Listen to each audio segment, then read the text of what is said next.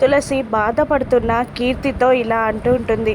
Sorry వదిన, మీ అన్నయ్య ఎంత ట్రై చేసినా ఆ పెన్ డ్రైవ్ని తీసుకురాలేకపోయాడంట అని అనగానే చాలా బాధపడుతూ ఉంటుంది కీర్తి. కానీ అప్పుడే రూమ్లోకి వచ్చిన సిద్ధు ఒక పెన్ డ్రైవ్ని కీర్తికి అందిస్తాడు. అది చూసి సంతోషపడుతూ తులసి వైపు తిరిగి, అదేంటి వదిన, పెన్ డ్రైవ్ తీసుకురాలేదు అన్నయ్య అని చెప్పావు, మరి అన్నయ్య పెన్ డ్రైవ్ తెచ్చాడు అని అనగానే, అదా, నేను కావాలనే తులసికి అబద్ధం చెప్పాను. అప్పుడు కనిష్క ముందే ఉంది.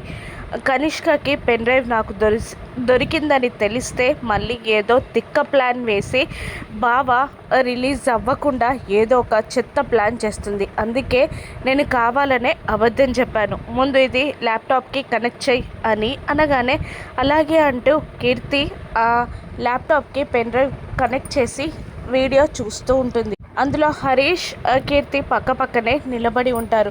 అటువైపుగా వెళ్తున్న సిద్ధు వాళ్ళ నాయనమ్మ అది చూసి, ఏంటి వీడియో అని షాక్ అయి కాస్త లోపలికి వచ్చి, ఏం చేస్తున్నారు, ఏం చూస్తున్నారు అని గట్టిగా అడుగుతుంది. దాంతో అందరూ షాక్ అవుతారు. రండి బామ్మగారు, మీరు చూద్దురు కానీ అని తులసి అంటూ ఆ వీడియో మార్చేసి వీడియో పెట్టమన్నట్టు కీర్తికి సైగ చేయగానే వేరే వీడియో పెడుతుంది కీర్తి.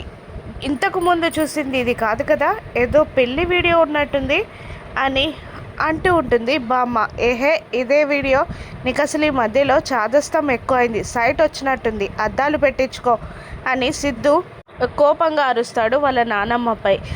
దాంతో విశాలాక్షి, పదండత్తయ్య గారు అంటూ విశాలాక్షిని అక్కడి నుండి తీసుకొని వెళ్ళిపోతుంది. అందరూ అక్కడి నుండి వెళ్ళిపోగానే ఆ పెన్ డ్రైవ్ సంపాదించి వాళ్ళ అన్నయ్యని కాపాడినందుకు సిద్ధు చేతులు ప్రేమగా పట్టుకొని ముద్దు పెట్టబోతూ ఉంటుంది తులసి. కానీ ఒక్కసారిగా సిద్ధు తులసి చేతిని విదిలించేస్తాడు కోపంగా.